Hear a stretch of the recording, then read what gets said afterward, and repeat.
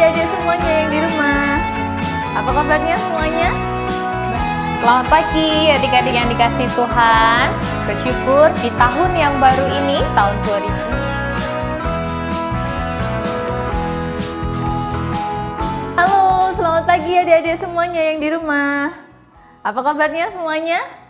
Baik, puji Tuhan. Ada sukacita hari ini? Amin.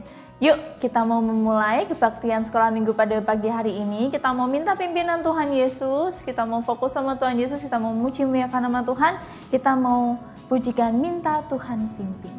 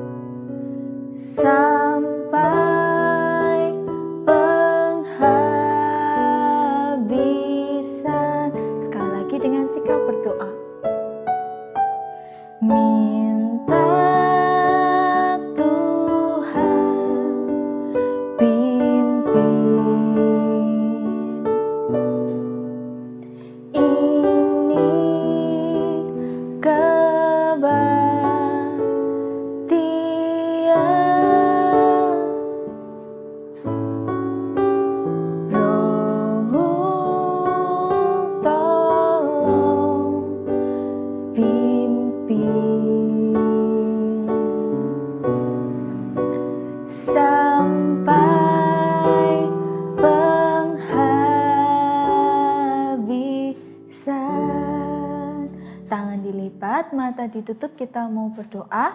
Gak boleh tengok kanan tengok kiri ya, kita mau fokus sama Tuhan Yesus. Yuk kita berdoa. Tuhan Yesus, Tuhan yang sangat baik, Tuhan yang mengasihi kami mengucap syukur karena Tuhan masih boleh mengizinkan kami untuk kembali beribadah, memuji, memuliakan nama Tuhan. Kami mau menyerahkan ibadah ini ke dalam tangan kasih-Mu. Biarlah ibadah ini dapat berkenan hanya untuk kemuliaan nama Tuhan saja. Terima kasih Tuhan Yesus. Dalam nama Tuhan Yesus kami sudah berdoa dan mengucap syukur. Amin. Oke, kakak mau sapa sekali lagi ya. Selamat pagi semuanya. Selamat pagi. Ada sukacita hari ini? Wah, ini ibadah sekolah minggu kita.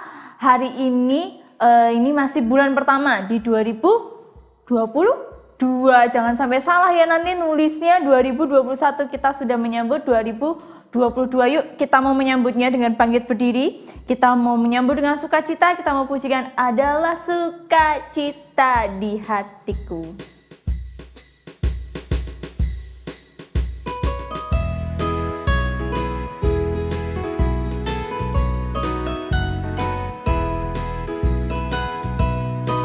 Adalah sukacita di hatiku, di hatiku, di hatiku adalah sukacita di hatiku selalu. Adalah suka-suka cita-cita di hatiku, di hatiku, di hatiku adalah suka-suka cita-cita di hatiku. Di hatiku selalu adalah SUKACITA di hatiku, di hatiku, di hatiku adalah SUKACITA di hatiku selalu. Sekali lagi adalah sukacita di hatiku, di hatiku. Di hatiku adalah sukacita di hatiku selalu. Amin. Ada sukacita di hati adik-adik semuanya? Amin. Sukacita kita menyambut tahun baru ini Dengan penuh sukacita kita bersyukur sebab penyertaan Tuhan itu selalu hadir untuk kita. Kita masih diberikan kesehatan, masih bisa bernafas dengan bebas. Masih walaupun kita harus pakai masker, harus memperhatikan protokol kesehatan, tapi kita mengucap syukur sebab kasih Tuhan selalu bersama kita. Masih tetap bangkit berdiri, masih semangat untuk memuji Tuhan. Kita mau pujikan hati-hati gunakan tanganmu.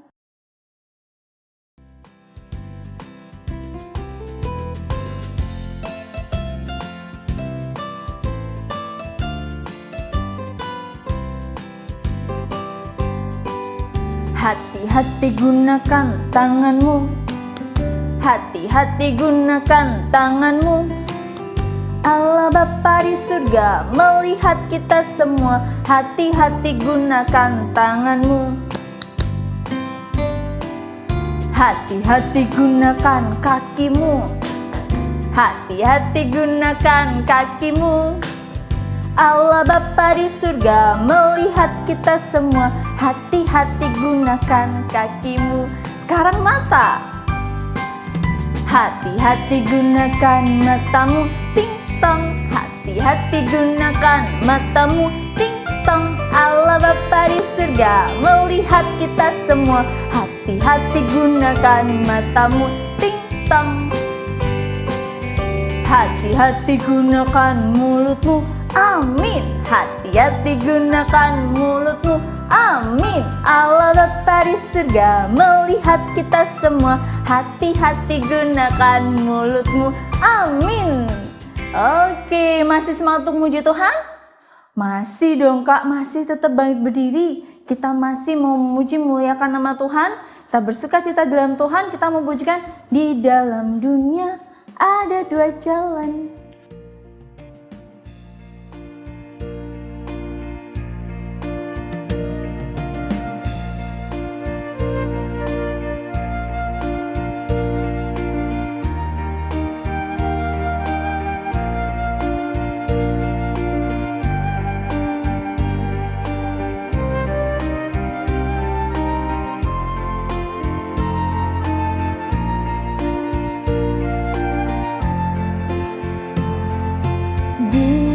Dalam dunia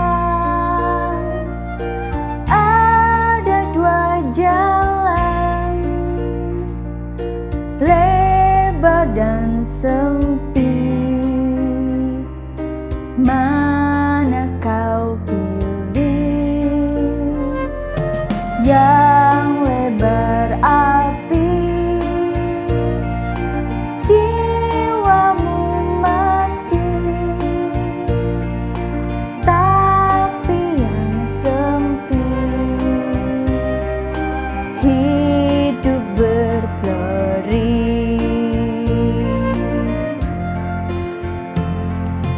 Di dalam dunia ada dua jalan, lebar dan sempit. Mana kau pilih? Yang lebar api jiwamu mati, tapi yang sempit hidup berglori. Sekarang boleh duduk semuanya. Tiba saatnya kita mau mendengarkan firman Tuhan. Disiapkan dulu dirinya masing-masing. Kita mau dengarkan firman Tuhan. Sebelumnya kita mau pujikan, baca kitab suci, doa tiap hari.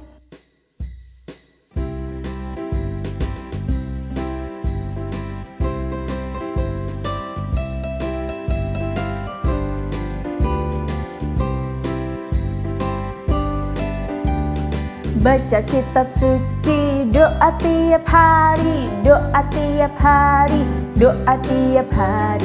Baca kitab suci, doa tiap hari. Kalau mau tumbuh, kalau mau tumbuh, kalau mau tumbuh.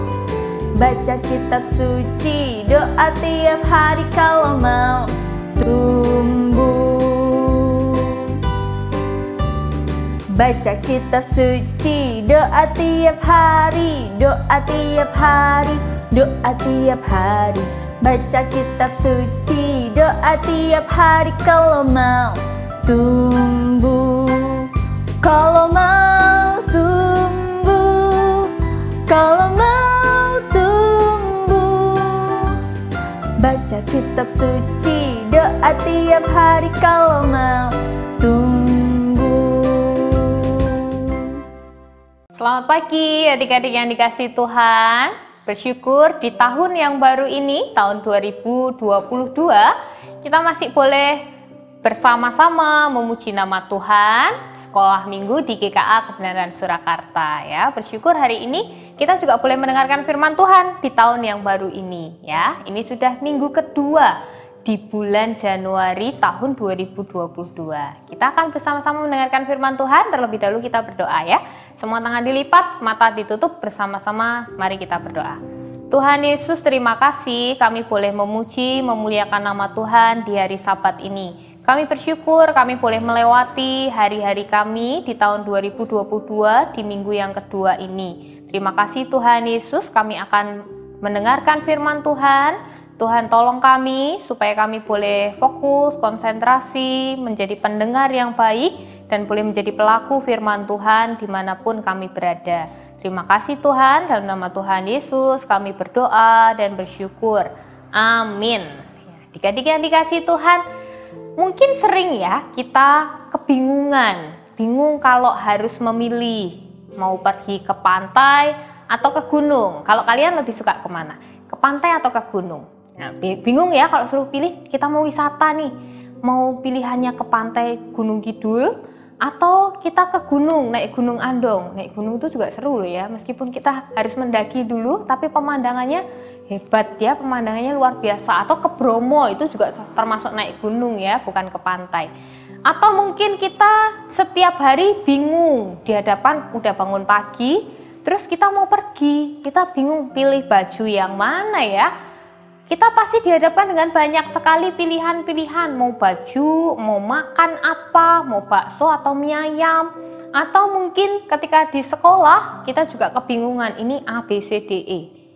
A, B, C, D ya, jawabannya yang mana ya? Kok A sama B ini kok mirip ya, kok kayaknya B ya? Atau yang A ya yang betul ya? Nah itu kebingungan-kebingungan yang pasti kita semua alami. Kalian alami, kakak juga alami. Atau mungkin kita juga bingung menentukan masa depan kita. Nanti setelah SD, aku nih mau sekolah di mana ya? Aku mau SMP negeri atau SMP swasta?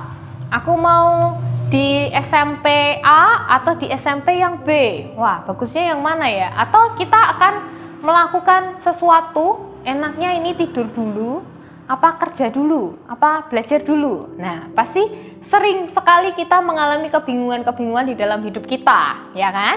Nah, sama nih, ada salah satu cerita di Alkitab ya, nanti kalau kita baca di Kejadian 24 ayat 1 sampai 67. Panjang ya. Kejadian 24 ayat 1 sampai 27. Kakak harap nanti kalian bisa baca ya. Jadi setelah sekolah minggu ini selesai, kalian boleh baca, nyicil boleh ya. 10 ayat gitu sampai 67. Kejadian 24 ayat 1 sampai 67. Nah, tapi ayat yang akan kita renungkan bersama-sama itu juga diambil dari Yakobus nanti ya. Yakobus 1 ayat 5a. Yakobus 1 ayat 5a. Ini juga sekaligus menjadi ayat hafalan kita. Kakak akan bacakan untuk kita semua, Yakobus pasal 1 ayat 5a. Tetapi apabila di antara kamu ada yang kekurangan hikmat, hendaklah ia memintakannya kepada Allah. Nah, apabila di antara kamu ada yang kekurangan hikmat, hendaklah ia memintakannya kepada Allah. Nah, kalau tadi kakak bertanya, pasti dari bangun tidur atau setelah bangun tidur, ketika kita melakukan aktivitas kita sehari-hari, pasti dihadapkan dengan banyak sekali pilihan-pilihan yang kadang-kadang membuat kita bingung, membuat kita cemas mungkin ya, tentang masa depan kita, tentang hal-hal yang mau kita pakai, hal-hal yang harus kita lakukan, kita sering bingung. Nah, ada sebuah cerita tentang di Kejadian Lama ya, di Kejadian pasal 24 ayat 1 sampai 27 itu menceritakan tentang Bapak Abraham. Abraham semakin hari semakin tua ya, tapi dia kepikiran tentang anaknya yang bernama Ishak ya, anaknya Abraham bernama Ishak. Ishak ini masih single ya, belum menikah. Nah, kemudian Bapak Abraham ini berpikir, aku makin lama makin tua. Aku harusnya mencarikan seorang putri untuk Ishak ini, untuk anaknya. Nah, kemudian Abraham memanggil hambanya, pembantunya ya, namanya Eliezer. Dipanggillah Eliezer datang kepada Abraham.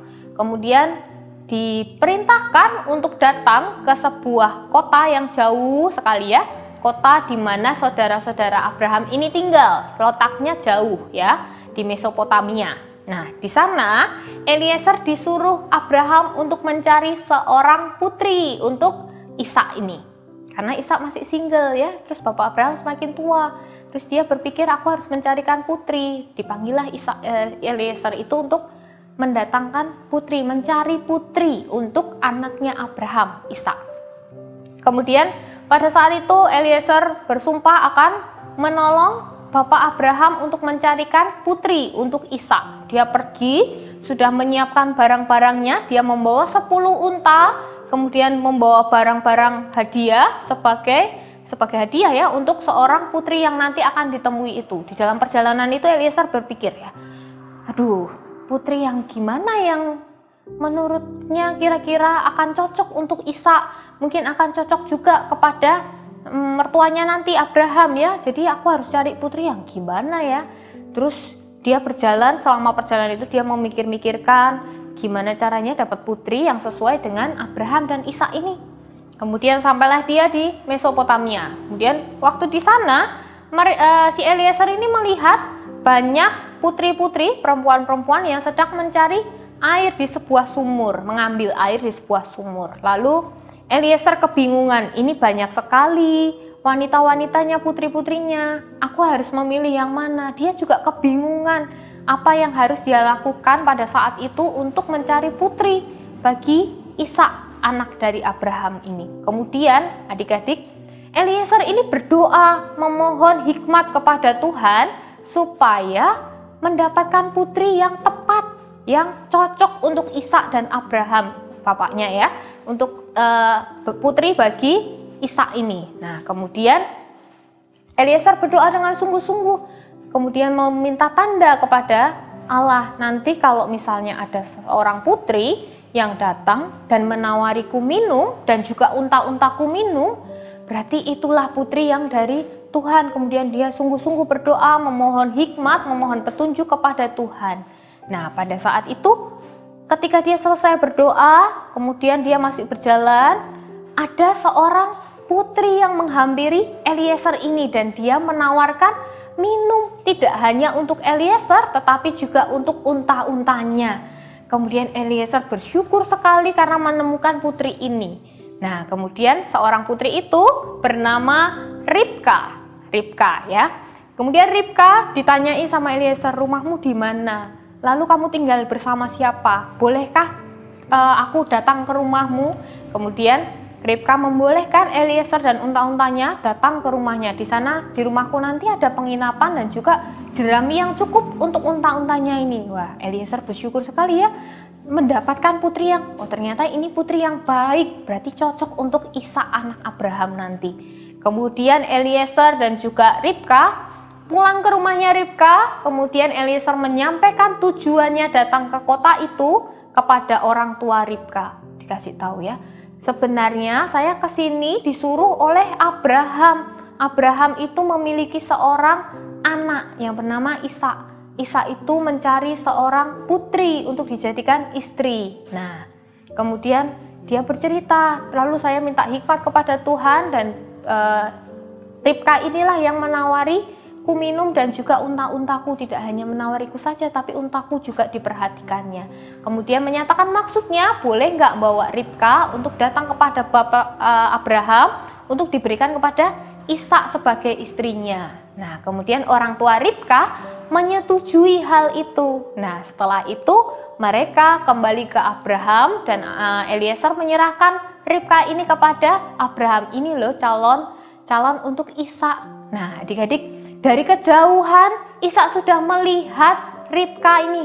Wah, itu Eliezer bawa siapa ya? Seorang putri yang parasnya cantik, ya, yang cantik, terus sudah tertarik gitu ya. Kemudian mereka berkenalan dan jatuh cinta, akhirnya mereka menikah dan mereka hidup bahagia. Ishak sangat mengasihi Ribka. Nah, adik-adik yang dikasih Tuhan, coba bayangkan kalau Eliezer ini tidak mempunyai hikmat. Kalau salah pilih gimana coba akibatnya? Pasti akan fatal sekali ya. Eliezer memilih orang yang tepat dan dia meminta petunjuk dari Tuhan. Nah, sampai akhirnya dia membawa seorang putri yang cantik, yang baik hati, Ribka ini kepada Ishak. Nah, kita di dalam kehidupan kita pasti diperhadapkan dengan banyak sekali pilihan. Mau berbuat baik, mau berbuat jahat. Mungkin sama-sama tujuannya baik, tapi caranya ada yang baik, ada yang jahat.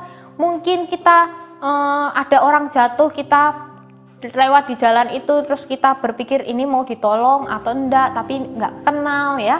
Nah, kita semua diperhadapkan dengan pertanyaan-pertanyaan yang membuat kita bingung. Tapi mulai sekarang kita enggak usah bingung lagi. Kita memiliki Allah yang adalah sumber hikmat. Jadi firman Tuhan hari ini adalah Allah sumber hikmat. Sama seperti Eliezer berdoa terlebih dahulu meminta hikmat kepada Tuhan supaya mendapatkan putri yang terbaik, ya, yang ditunjuk oleh Tuhan untuk Ishak, anak Abraham. Sama seperti itu, kita juga di dalam kehidupan kita, di dalam memilih, di dalam memikirkan apa yang harus kita lakukan, hendaklah kita juga berdoa kepada Allah. Kenapa kok kepada Allah? Karena Allah adalah sumber hikmat kita. Kalau kita tanya sama orang lain, bisa enggak ya? Tanya sama Bapak Ibu guru yang lebih dewasa, tanya kepada orang tua yang jelas-jelas tahu akan setiap kehidupan kita, bisa. Tapi apakah itu menyenangkan hati Tuhan? Itu perwakilan ya. Jadi perwakilan dari Tuhan. Orang tua itu diciptakan ada di sekitar kita untuk menjadi wali Tuhan. Itu baik juga. Tapi kita juga harus tahu kalau Allah itu adalah sumber hikmat. Orang tua mungkin bisa saja melakukan kesalahan karena orang tua juga manusia seperti kita ya, berdosa, jadi perlu Tuhan juga. Nah, kita harus berdoa minta hikmat kepada hanya Allah saja yang sumber hikmat itu. Jadi dalam setiap kehidupan kita, baik di dalam pelajaran di sekolah maupun di rumah, bertemu dengan teman-teman ya, di dalam pertanyaan-pertanyaan yang membuat kita bingung, membuat cemas, tugas kita hanya satu, berdoa. Minta hikmat Tuhan, aku minta hikmat-Mu, ini apa yang harus aku lakukan. Nanti Tuhan akan tunjukkan apa yang harus kamu lakukan. Baca firman Tuhan, maka disitulah jawabannya. Ya, jadi tidak perlu ragu-ragu lagi untuk menghadapi, ini masih jauh sekali ya. Dari bulan Januari sampai Desember 2022 ini masih sangat panjang sekali. Jadi tidak perlu ragu-ragu karena kita memiliki Allah yang adalah sumber hikmat kita, yang menuntun kita selalu kepada kebenaran. Nah, terpujilah nama Tuhan karena kita memiliki Allah sumber hikmat. Mari bersama-sama kita berdoa menyerahkan kehidupan kita. Tuhan Yesus, terima kasih karena kami memiliki Engkau, Allah yang adalah sumber hikmat kami. Tolong kami Tuhan di dalam kehidupan kami boleh meminta hikmat kepada Tuhan, berdoa, menyerahkan seluruh kehidupan kami, menyerahkan seluruh pertanyaan-pertanyaan yang di dalam hati dan pikiran kami yang kadang-kadang membuat kami bingung dan cemas. Tolong kami Tuhan untuk terus bersandar kepada Tuhan, karena Engkaulah Allah satu-satunya sumber hikmat kami. Terima kasih Tuhan Yesus, di dalam nama Tuhan Yesus kami berdoa dan bersyukur. Amin.